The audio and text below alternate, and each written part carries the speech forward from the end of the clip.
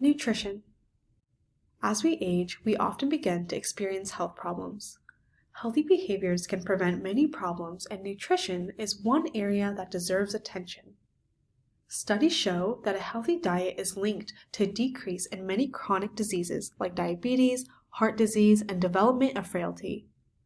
A typical American diet is not very healthy because it consists of fried foods, sweets, processed foods, and red meats. It also includes refined grains and fat-rich dairy products. Let's talk about the most important things to be aware of. Healthy eating is important at any age, but becomes even more so as we reach midlife and beyond. As we age, eating a healthy diet can help to improve mental acuteness, boost energy levels, and increase our resistance to illness. Eating well can also be the key to positive outlook and staying emotionally balanced.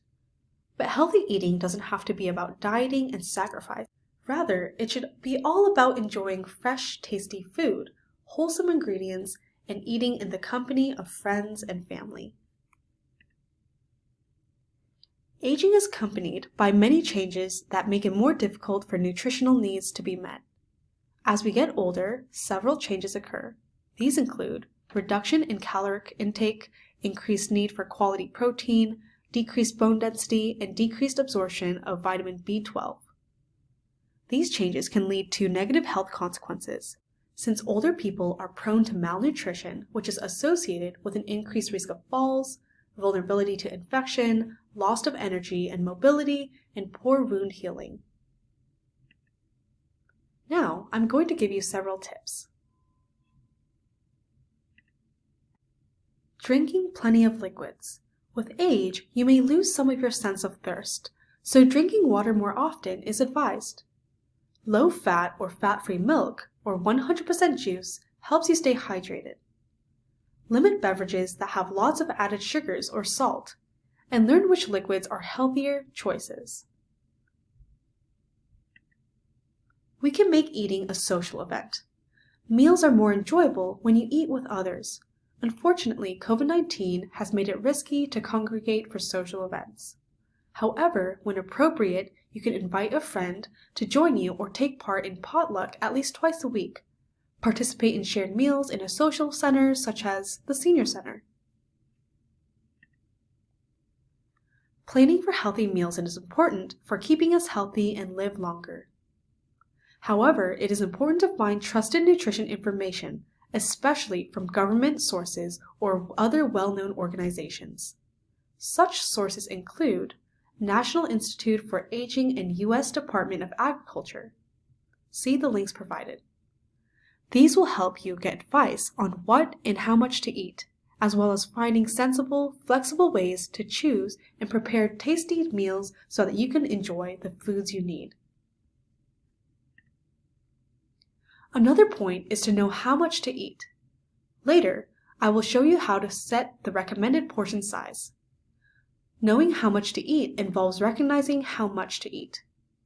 When eating out, pack part of your meal to eat later. One restaurant dish might be enough for 2 meals or even more. Vegetables are good sources of fiber. Therefore, it is important to vary your vegetables that include a variety of different color, flavor, and textures. Most vegetables are a low-calorie source of nutrients. Teeth and gums change as we age.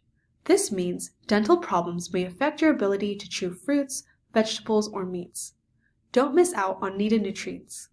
Try cooked or canned foods like unsweetened fruit, low-sodium soups, or canned tuna. Since foods may seem to lose their flavor as you age, it may be advisable to use herbs and spices, unless you are advised not to by your doctor. Note that our sense of smell, sense of taste, or both may have changed with aging. Medicines may also have changed how food tastes. Safe steps in food handling, cooking, and storage are essential to prevent foodborne illness. Food-related illness can be life-threatening for an older person. To be safe, throw out food that might not be safe, and avoid certain foods that are always risky for an older person, such as unpasteurized dairy foods. Take extra precautions for foods that are raw or uncooked, such as eggs, sprouts, fish, shellfish, meat, or poultry, since they may harbor pathogens. Reading labels can help you make informed food choices. Packaged foods and drinks, the types that come out in cans, boxes, bottles, jars, and bags, have a lot of nutrition and food safety information on their labels or packaging. Please pay attention to important nutrients to know, as well as calories, fats, sodium, and the rest of the nutrition fact label. Ask your doctor if there are ingredients and nutrients you might need to limit or increase. The majority of older adults can improve their diet to get needed nutrients. It is important to consult from your healthcare provider about vitamins or supplements that you may specifically need. You might be advised to take dietary supplements. However, note that some supplements can interfere with your medicines or affect your medical condition, so consult your doctor before taking these supplements. So, how do we build a healthy meal? Number 1, make half your plate veggies and fruits. A healthy eating style includes vegetables from all 5 vegetable subgroups: dark green, starchy, red and orange, beans and peas, and other vegetables. Vegetables may be raw or cooked, fresh, frozen, canned, or dried, dehydrated, and may be whole, cut up, or mashed. Number 2, include whole grains. Aim to make at least half your grains whole grains. Look for words 100% whole grain or 100% whole wheat on the label. Whole grains provide more nutrients like fiber than refined grains. Number 3, don't forget the dairy. However, it is advised to use fat-free or low-fat milk. This will provide the same amount of calcium and other essential nutrients as whole milk, but fewer calories. If you do not take milk, you can try soy beverage, soy milk, as your drink, or include low-fat yogurt in your meal or snack. Number 4, add lean protein to your plate. Choose protein foods such as lean beef, pork, chicken, or turkey, and eggs, nuts, beans, or tofu. Twice a week, make seafood the protein in your plate. Number 5, avoid extra fat. Using heavy gravies or sauces will add fat and calories to otherwise healthy choices. Try steamed broccoli with a sprinkling of low-fat Parmesan cheese or a squeeze of lemon. Number 6, get creative in the kitchen. Whether you are making a sandwich, a stir-fry, or casserole, find a way to make them healthier. Try using less meat and cheese, which can be of higher saturated fat and sodium, and adding in more veggies that can add new flavors and textures to your meal. Number 7, take control of your food. Eat at home more often so you know exactly what you are eating. If you eat out, check and compare the nutrition information if possible. Choose options that are lower in calories, saturated fat, and sodium. Number 8, try new foods. Keep it interesting by picking out new foods you have never tried before, like mango, lentils, quinoa, kale, or sardines. You may find a new favorite. Trade fun and tasty recipes with friends or find them online. Number 9, satisfy your sweet tooth in a healthy way. You can achieve this in many ways, such as indulge in a naturally sweet dessert dish, fruit. Serve a fresh fruit salad or a fruit parfait made with yogurt. For a hot dessert, bake apples and top with cinnamon. Number 10, everything you eat and drink matters. The right mix of foods in your meals and snacks can help you be healthier now and into the future. Turn small changes in how you eat. So, what is the recommended servings per day for adults 50 and older?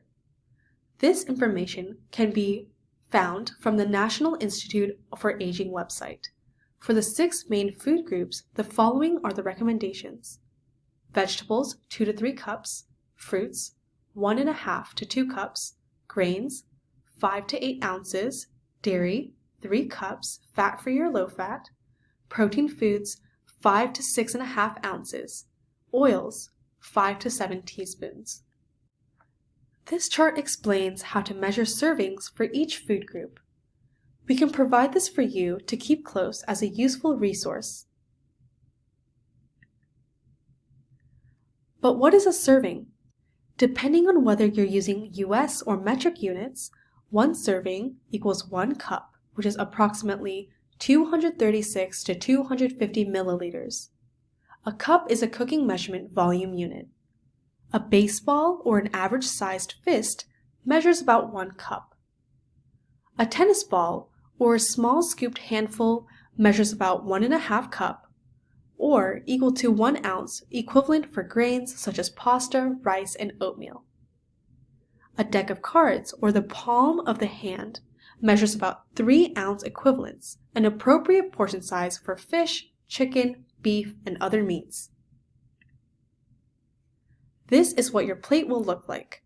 My plate is the current nutrition guide published by the USDA Center for Nutrition Policy and Promotion, a food circle depicting a place setting with a plate and glass divided into 5 food groups.